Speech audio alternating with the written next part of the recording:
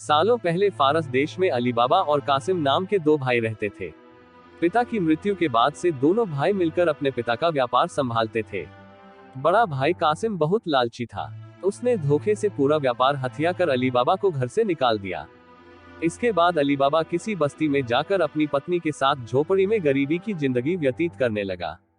वह रोजाना जंगल जाकर लकड़ियां काटकर लाता और बाजार में उन्हें बेचकर जैसे कैसे घर का गुजारा चलाता था।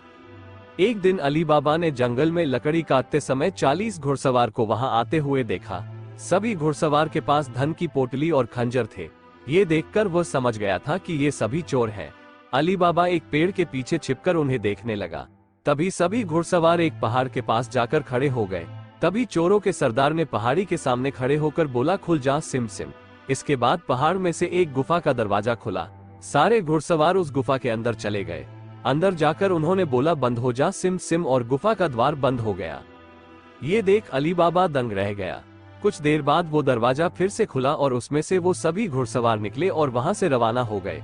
अली बाबा ये जानने को बेताब हो गया कि आखिर इस गुफा में क्या है और वो सब यहाँ क्या कर रहे थे। इसके बाद उसने गुफा में जाने का फैसला किया। वो उस पहाड़ के सामने गया और बार बार चोरों के सरदार के शब्द बोलने लगा, खुल जा सिम सिम, खुल जा सिम सिम। गुफा का दरवाजा खुल गया। अली बाबा गुफा के अंदर गया और उसने देखा कि वहां सोने की गिन्नियां, अशरफियां, गहने आदि रखे थे। चारों तरफ खजाना ही खजाना था। ये सब देखकर उसकी खुशी का ठिकाना नहीं था। उसे मालूम हो गया था कि वो चोर सारा चोरी का सामान यहाँ आकर छुपाते हैं। अली बाबा ने वहां से एक पोटली में सोने की अशरफियां भरी और घर चला आया। घर जाकर अली बाबा ने इस पूरे किस्से के बारे में अपनी पत्नी को बताया। एक साथ इतनी सारी अशरफियां देखकर उसकी पत्नी हैरान रह गई और अशरफियों को गिनने बैठ गई। तभी अली बाबा ने बोला कि ये इतनी अशरफियां हैं कि इन्हें गिनते गिनते रात हो जाएगी। मैं गड्ढा खोदकर इन्हें छुपा देता हूँ, जिससे किसी को भी हम पर शक न हो। अली बाबा की पत्नी बोली, मैं इनकी गिनती नहीं कर सकती हूँ, लेकिन अंदाजे के लिए इन्हें तोल तो सकती हूँ। अली बाबी की पत्नी भागती हुई कासिम के घर गई और उसकी पत्नी से गेहूं को तोलने के लिए तराजू मांगने लगी।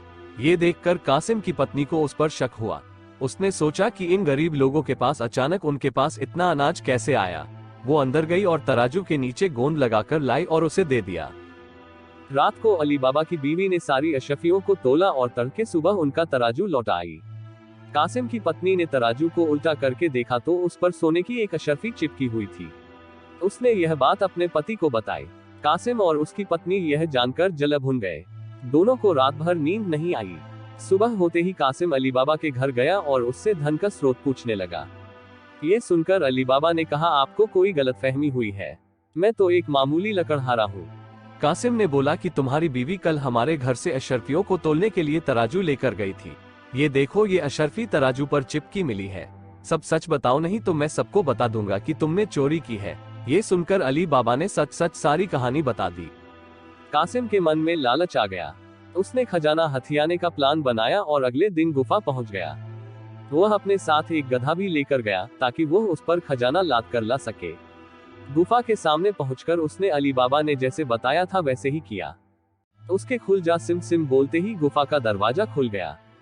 अंदर पहुंचकर चारों तरफ खजाना देखकर वह भौचक्का रह गया।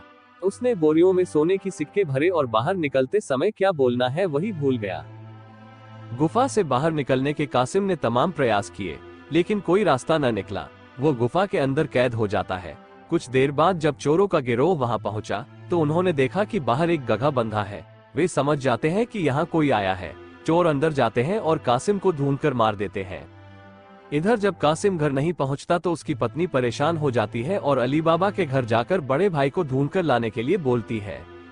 अली बाबा ढूंढता हुआ गुफा के पास पहुंचा तो वहां उसने भाई के गधे को घास चरते हुए देखा। वो समझ जाता है कि कासिम अंदर गया था और चोरों ने उसे पकड़ लिया है। अली बाबा जब गुफा के अंदर गया तो उसे कासिम की लाश मिली। अली बाबा लाश को घर लाता है और बिना किसी को बताए प्राकृतिक मौत घोषित करके उसका अंतिम संस्कार कर देता है। कासिम की पत्नी के कहने पर अली बाबा और उसकी पत्नी कासिम का व्यापार संभालने लगते हैं और उसके साथ रहने लगते हैं। वहीं जब चोर गुफा में आते हैं और कासिम की लाश नहीं देखते तो समझ जाते हैं कि खजाने का राज किसी और को भी पता है। वो गांव में जाकर पता लगाते हैं कि कुछ दिनों में किसके घर में मौत हुई है। चोरों को अली बाबा का घर मिल जाता है। चोर ने उसके घर के बाहर क्रॉस का निशान लगा दिया, जिससे रात के समय उन्हें उसका घर समझने में आसानी हो। वहीं अली बाबा ने जब अपने घर के बाहर क्रॉस का निशान देखा तो वो समझ गया कि चोरों ने घर का पता लगा लिया है। उसने वैसा ही निशान सबके घर के बाहर लगा दिया। रात में जब चोर आए तो सबके घर पर वैसा निशान बना देखकर दुविधा में पड़ गए और वापस चले गए। चोरों का सरदार चुप चुप बैठने वालों में से नहीं था। उसने उस मोहल्ले में अपने आदमी को भेजकर यह पता लगवाया कि हाल फिलहाल में कौन शख्स वहां अमीर हुआ है। इससे उसे अली बाबा के बारे में पता चला। उसने उसका घर अच्छे से पहचाना और रात के समय में तेल व्यापारी बनकर उसके घर पहुंचा। वो अपने साथ तेल के 40 पीपों को लेकर गया, जिसमें 39 में चोर और एक पीपा में तेल था। उसने सोचा कि रात में जब सब सो जाएंगे तो वो सब मिलकर अली बाबा को मार देंगे। उसने अली बाबा से दोस्ती की और रात को उसके घर पर ठहरने की इजाजत मांगी। अली बाबा ने उसको खाना खिलाया और रात को रुकने की इजाजत दे दी। अली बाबा की पत्नी को तेल के व्यापारी पर शक हुआ। उसने सारे पीपों को खटखटा कर देखा और वो समझ गई कि एक पीपा में तेल है और बाकी में आदमी है। उसने तभी एक तरकीब निकाली। उसने तेल वाले पीपे से तेल निकाला और गर्म कर बाकी पीपों में डाल दिया। सारे चोरों की मौत हो गई। रात में जब सरदार ने चोरों को निकलने का इशारा किया तो एक भी चोर बाहर नहीं निकला। उसने पीपों को खोलकर देखा तो सभी चोर मर चुके थे। ये देखकर वो इतना डर गया कि अपनी जान को बचाने के लिए वो तुरंत वहां से भाग गया। सुबह अली बाबा की पत्नी ने ये सारी बात अली बाबा को बताई, जिसे जानकर वो बहुत खुश हुआ। अब उन 40 चोरों के सारे खजाने का अकेला मालिक अली बाबा था। वो देश का सबसे अमीर शख्स बन गया था और खुशी खुशी अपनी बीवी बच्चों के साथ रहने लगा। कहानी से सीख, लालच मनुष्य का दुश्मन है। लालच करने से सब काम खराब हो जाते हैं, इसलिए कभी भी लालच नहीं करना चाहिए।